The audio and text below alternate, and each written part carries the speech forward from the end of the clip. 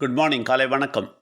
Wales academy charitable ட்ரஸ்ட்டில் உங்கள் எல்லாரையும் வரவேற்பது doctor Vijay Nambiar, founder of Vels academy charitable trust.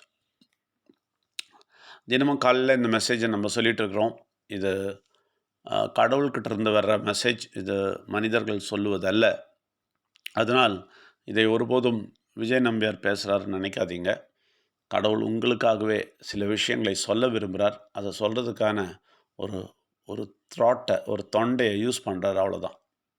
அதனால் தயவுசெய்து இதை கவனமாக கேளுங்கள். உங்கள் வாழ்க்கையில் பெரிய மாற்றத்தை கொண்டு வரும். ஏன்னா கடவுள் உங்களையும் விரும்புகிறார், எல்லா மனிதர்களையும் விரும்புகிறார், உங்களையும் விரும்புகிறார். அதனால் ஒரு விஷயம் ரொம்ப தெளிவாக தெரிஞ்சுங்க. உங்களுக்கு எவ்வளோ பெரிய பிரச்சனையாக இருந்தாலும், எவ்வளோ பெரிய, அதாவது எந்த மனிதனாலும் அதை முடிக்க முடியாது என்கிற பிரச்சனையாக இருந்தாலும், அதை முடிக்கக்கூடியவர் ஒரே ஒருத்தர் தான். அவர் கடவுள். இதை நம்பணும். இது நிறைய பேர் நம்ப மாட்டாங்க. என்னங்க இது கடவுள்? ஏன்னா இவங்க பார்க்க முடில, இவங்க பார்க்கறதில்ல, இவங்க பார்க்க முடியாதுல்ல. அதனால் ஒரு ஆளை நேரடியாக பார்த்தா தான் இவங்க நம்புவாங்க. அதனால் அவங்க சொல்லுவாங்க, என்ன கடவுள் என்னது? இல்லைங்க, இருக்கார் நிச்சயமாக. உருவமே இல்லைன்னாலும் நிச்சயமாக அவர் இருக்கார். அவருடைய அந்த உயிர் இருக்குல்ல, அது இருக்குது. அதனால நம்புங்க. ஏன்னா நிறைய விஷயங்களை செஞ்சு காமிச்சிருக்காரு. எங்கள் வாழ்க்கையிலேயே நிறைய விஷயங்கள் அந்த மாதிரி செஞ்சு காமிச்சிருக்காரு. அதாவது எந்த மனிதனாலும் செய்ய முடியாது அப்படின்னு இருக்கும்போது தான் அவர் செயல்படுவார். அதாவது நீங்கள் எந்த மனிதனாலும் செய்ய முடியல, உங்களால் எதுவுமே செய்ய முடியல, யாராலையும் எதுவும் செய்ய முடியல, இந்த விஷயம் நடக்கவே நடக்காதுன்னு போது தான் நீங்கள் சரண்டர் ஆவீங்க. தெரியுமா? சரண்டர் ஆவது தெரியுமா? யாருன்னா கன் எடுத்துகிட்டு வந்து வச்சா உடனே கையை தூக்க சொல்கிறாங்கல்ல, அது மாதிரி. என்னால் ஒன்றுமே முடியாதுப்பா, நீ தான்ப்பா செய்யணும் அப்படின்னு சொல்லிட்டு எப்போ கடவுளை பார்த்து கையை தூக்குறீங்களோ அப்போ தான் அது செயல்படும். அப்போ தான் அவருடைய அற்புதமான ஒரு அதிசயமான ஒரு விஷயத்தை பார்ப்பீங்க. இதில் எந்த மதமும் கிடையாதுங்க, எந்த மதமும் கிடையாது. எந்த மதத்தை பற்றி நம்ம இங்கே பேசல. எல்லா மதத்துக்கும் மேற்பட்டு நான் எப்பவுமே சொல்கிறது, நம்ம பேசுகிறது எல்லா மதத்துக்கும் மேற்பட்ட விஷயம். அதாவது கடவுள் மனிதனோட இருக்கிற ஒரு சம்பந்தம் தான் இங்கே நம்ம பேசுகிறது. எந்த மதத்தோட சம்பந்தமும் கிடையாது. கடவுள் மனிதனோட இருக்கிறதுக்கு எந்த மதமும் தேவையில்லை. கடவுளாச்சு, மனிதனாச்சு. அந்த லெவலில் தான் நம்ம பேசிகிட்டு இருக்கிறோம். இப்போது அதனால் மனிதனாக நீங்கள் என்ன பண்ணுறீங்க? என்னால் ஒன்றுமே முடியல, யாராலையும் முடியல, இது யாராலையும் செய்ய முடியல, நீங்கள் தான் செய்யணும்னு நீங்கள் உள்ளத்தின் ஆழத்திலிருந்து உண்மையாகவே அழுது, உண்மையாகவே நொந்து சொன்னீங்கன்னா அந்த அதிசயத்தை பார்ப்பீங்க. அப்போ தான் உங்களுக்கு தெரியும், ஓ கடவுள் இப்படிலாம் பண்ணுவாரா, இப்படிலாம் கூட நடக்குமா அப்படின்னு உங்கள் கண்ணு மிழித்து அங்கலாய்த்து பார்க்க தொடங்கும். இது இப்படியும் நடக்குமா அப்படின்னு சொல்லிட்டு அதை எதிர்பாருங்க, அதை எதிர்பாருங்க. நிச்சயமாக நம்புங்க. அதுதான் நான் சொல்கிறேன், நிச்சயமாக நம்புங்க. அதாவது கடவுள் என்ன செய்வாராம், ஒரு மனிதன் பார்க்காததும், ஒரு மனிதன் கேட்காததும், ஒரு மனிதன் சிந்திக்காததும், ஒரு மனிதன் சிந்திக்கக்கூட முடியாததையும் செய்து காட்டுவாராம். பார்க்காதது, நீங்கள் கண்ணால் கூட பார்க்க முடியாதது, பார்த்தா நம்ப முடியாத விஷயம், காதில் இது வரைக்கும் கேட்காத ஒரு விஷயம், நீங்கள் மனசில் ஒருபோதும் சிந்திக்காத ஒரு விஷயத்த செஞ்சு காட்டுவார். அது யாரால் முடியும்னா கடவுளால் மட்டும்தான் முடியும். எந்த மனிதனாலையும் முடியாதுங்க. நீங்கள் உங்கள் விஷயம் சால்வ் பண்ணுறதுக்கு எந்த மனிதனை நம்பினாலும் நடக்காது. ஏன்னா எந்த மனிதனாலும் செய்ய முடியாத அற்புதமான அதிசயமான ஒரு செயலை செய்யணுன்னா அவர் கடவுள் தான் இறங்கி வரணும், இல்லாட்டி முடியாது. அதனால தான் விக்னேஸ்வர் அப்படின்னு சொன்னால், விநாயகர் சொன்னால் யாருக்குமே அது புரியல. அவர் மூலமாக நீங்கள் கடவுள்கிட்ட போய் என்ன கேட்டாலும் தந்துடுவாருங்க. ஆனால் அவரை தெரியணும்ல, அவரை புரிஞ்சுக்கணும். விக்னேஸ்வரை சரியாக புரிஞ்சுக்கணும். எவ்வளோ தூரம் அவர் நமக்காக பேசுவார், கடவுள் கூட இருக்கிறாரு அப்படின்றதான் தெரியணும். இதெல்லாம் தெரியாமல் சும்மா தேங்காய் உடைச்சு பிரயோஜனம் கிடையாதுங்க. தலையை குட்டிக்கிட்டு பிரயோஜனம் கிடையாது. குனிஞ்சு கும்பிட்டா, சாமி கும்பிட்டா, உருண்டுட்டா அவர் எதனா செஞ்சுருவார். இல்லை, அவரை புரிஞ்சு அவர்கிட்ட சரண்டர் ஆகணும், சரண்டர் ஆகணும். நான் நான் எந்த மனுஷனையும் நம்ப மாட்டேன். நான் எந்த விஷயத்தையும் நம்ப மாட்டேன். எதுவுமே நம்ப மாட்டேன். ஆனா நான் செயல்பட்டுட்டு இருப்பேன். நான் எல்லார்கிட்டயும் போவேன், பேசுவேன், எல்லாம் செஞ்சுட்ருப்பேன். ஆனால் ஆனால் நான் நம்புவது கடவுளை மட்டும் தான் இருக்கும். அப்படின்னு நீங்க உள்ளத்தின் ஆழத்திலிருந்து தீர்மானிக்கணும். அதனால உலகத்தில எந்த வேலையும் செய்யக்கூடாது. அப்படியே உட்கார சொல்லல நானு. நீங்க என்ன செய்யணுமோ அதெல்லாம் செஞ்சுட்டே இருங்க.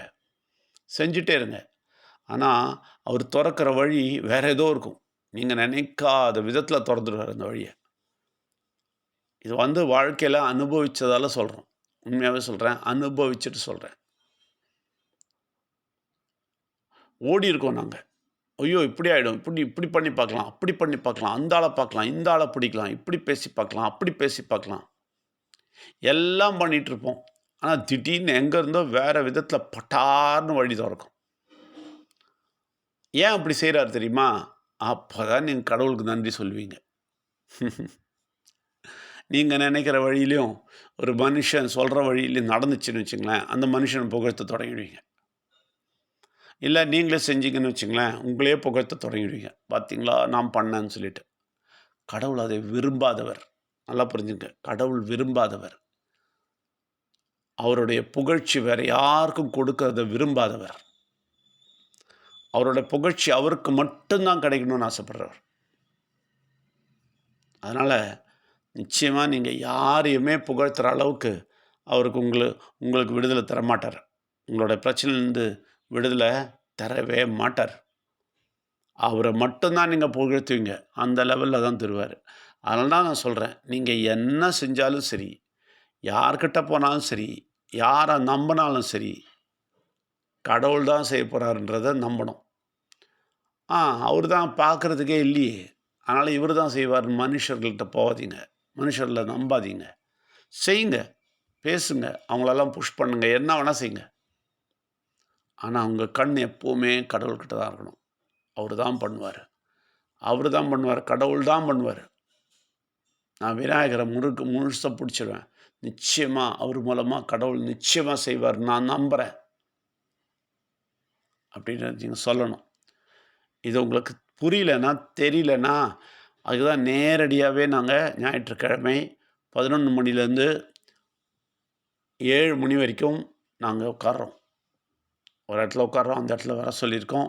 நீங்க வாங்க. நிச்சயமா உட்காந்து பேசுவோம். யாரெல்லாம் வரீங்களோ நிச்சயமா அப்பாயின்ட்மென்ட் எடுத்துங்க. ஏன்னா, வேற ஆளுங்க வராங்க. அவங்க சொல்றாங்க. அவங்க ஒரு டைம் சொல்லிட்டு ஃபிக்ஸ் பண்ணிட்டாங்கன்னா, அப்புறம் நீங்க அந்த டைமுக்கு வர முடியாது. அதனால முன்னாடியே டைம ஃபிக்ஸ் பண்ணுங்க. தயவுசெய்து. டைம் ஃபிக்ஸ் பண்ணுங்க. எப்போ வரீங்கன்னு சொல்லுங்க. அதாவது காலையில 11லேருந்து 7 மணிக்குள்ள எப்போ வேணா டைம் ஃபிக்ஸ் பண்ணுங்க. 1 மணி நேரம் வந்து உட்காந்து பேசிட்டு போங்க. நிச்சயமாக அது அற்புதமான பலத்த தரும். பயங்கரமான பலத்த தரும். கடவுள பத்திய பெரிய அற்புதமான விஷயம்லாம் தெரிஞ்சுப்பீங்க. அதில நீங்க என்ன பண்ணுவீங்க? எழுந்து அற்புதமா நம்பி முன்னாடி போவீங்க பாருங்க. அப்ப நீங்க அதிசயத்த பார்ப்பீங்க. எந்த மனிதனையும் நம்பாதீங்க. ஈவன் என்னையும் நம்பாதீங்க. நானும் ஒரு மனிதன் தான். நம்பாதீங்க. என்ன நம்பியெல்லாம் வராதீங்க. ஆனா, உள்ள இருந்து சொல்ற வார்த்தைகளை நம்புங்கள். நீங்கள் வந்து கேட்கும்போது, அந்த வார்த்தைகள் நிச்சயமா உங்களுக்குள்ள பெரிய பலத்த குடுக்கும். அந்த பலத்த எடுத்துட்டு நீங்க போனீங்கன்னா, உங்க விஷயம் நடந்துரும்.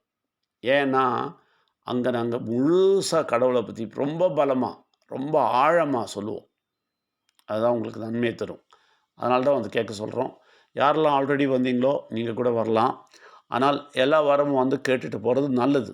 ஆனால் நீங்க எவ்வளோ வாட்டி வந்திருந்தாலும், தயவு செய்து நேரத்தை குறித்துக் கொள்ளுங்கள். தயவு செய்து டைம ஃபிக்ஸ் பண்ணுங்க. அப்பாயின்ட்மென்ட் ஃபிக்ஸ் பண்ணுங்க. நீங்க ஆல்ரெடி வந்திருந்தாலும் அந்த டைமுக்கு வந்தீங்கன்னா முடியாது. முன்னாடியே கூப்பிட்டு சொல்லுங்க. இந்த டைமுக்கு வரோம். அப்பதான் அந்த டைம வேற யாருக்கும் கொடுக்காம இருப்போம். அதனால நிச்சயமா எல்லா வாரமும் வருபவர்கள் நிச்சயமா கூப்பிட்டு சொல்லுங்க. எந்த டைமுக்கு வரீங்கன்னு. அப்புறம் மற்றவர்கள் புதிதாக வருபவர்களும் நிச்சயமாக டைம் ஃபிக்ஸ் பண்ணிட்டு வாங்க. நிச்சயமாக நம்ம உட்காந்து பேசுவோம். உட்காந்து பேசும்போது சில அற்புதமான விஷயங்கள், அதிசயமான விஷயங்கள், அதாவது விநாயகர பத்தி, முருகர பத்தி, கடவுள் யாருன்ற பத்தி, சிவன்னா என்ன, சைவன்னா என்ன, வைணவன்னா என்ன, பல விஷயங்கள் சொல்லி தருவோம். அதனால உங்களுக்கு தெளிவு கிடைக்கும். கடவுளை பற்றிய ஃபுல் தெளிவு கிடைக்கும். எப்படி நீங்கள் கடவுளை அப்ரோச் பண்ணணும்னு தெளிவு கிடைக்கும். எப்படி நீங்கள் நம்பணும்னு தெளிவு கிடைக்கும். எவ்வளோ நம்பிக்கையோடு நீங்கள் இருக்கலாம்னு தெளிவு கிடைக்கும். எவ்வளோ எவ்வளோ கஷ்டமான, எவ்வளோ பயங்கரமான பிரச்சனை இருந்தாலும் அது சால்வ் ஆகுன்ற நம்பிக்கை உங்களுக்கு வரும்.